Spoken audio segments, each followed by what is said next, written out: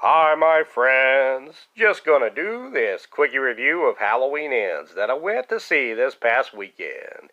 So if you haven't seen it yet and don't want any spoilers, now would be a good time to exit. I'll wait for you. Okay, enough waiting. For any still here we go with this quickie review. Jamie Lee Curtis as Laurie Strode is back with her boogeyman James Jude Courtney as Mike Myers. Rohan Campbell, who plays babysitter Corey at the beginning of this movie, gets stuck with a bratty kid who berates him and plays a game of hide and seek with him after Corey suggested they do that to begin with instead of watching a scary movie that could have given the kid nightmares. The kid refuses at first. Corey goes to the kitchen. While he's out, the kid hides and Corey goes to search for him. The little brat locks him in the attic and Corey has to kick the door open to escape. As he does this, the door smacks the kid over the upstairs railing and to his death below, just as the kid's parents walk in and see Corey with a knife in his hand that the kid planted on the stairs for him to find. Seriously, does any babysitting job go well in horror movies? Corey is tormented by a group of band nerds, even though one of them actually likes him, but not in that sort of way. Corey is pushed down by a bully onto a broken bottle, and Corey gets a big chunk of glass in his hand. Laurie takes Corey to the hospital, where they meet up with Allison, who is played by Andy Matichuk, who is a nurse who attends Corey. The nurse, Allison, and Corey fall for each other rather quickly. Allison invites him to a party, and at the party, the mother of the deceased child Corey was babysitting assaults him and runs him off.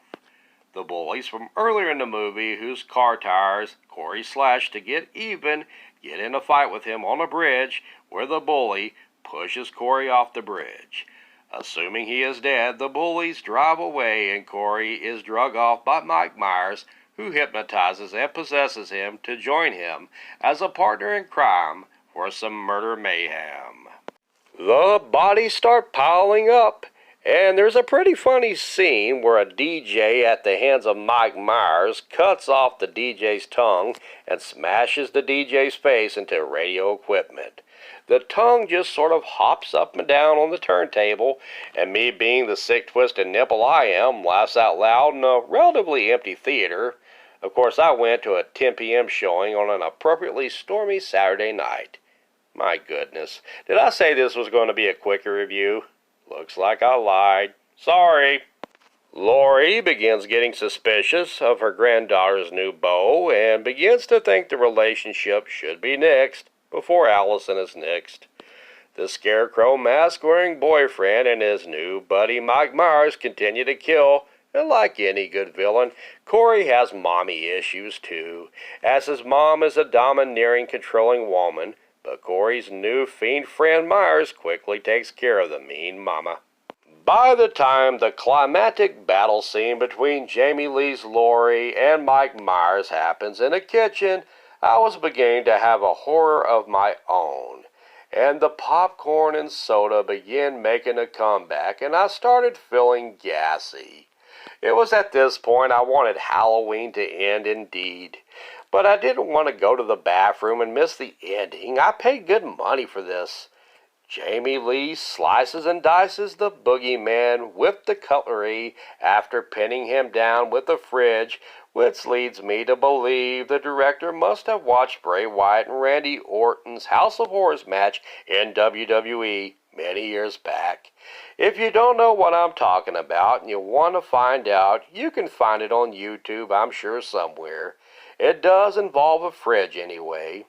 We also get a Mike Myers unmasking moment as Jamie Lee's Laurie takes the mask off of him and accuses him of actually being a man after all. Granddaughter Allison comes back after a spat with her granny after she suspects Granny killed her killer beau, but the beau stabbed himself and handed the knife to Granny Jamie Lee just as Allison comes in. Ain't that convenient? Much like Allison's boyfriend Corey was found with a knife in his hand and was suspected of killing the kid at the start of the movie.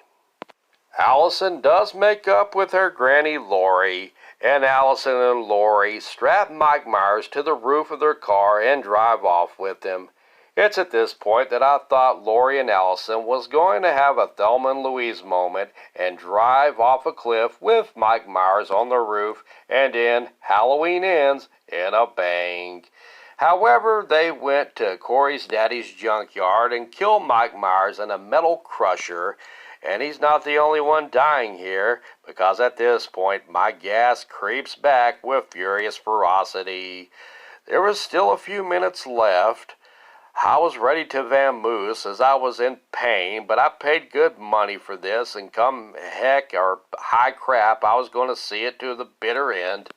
Luckily, the credits in my apartment wasn't far away, and the lights all stayed a beautiful hue of green as I barely made it home in time.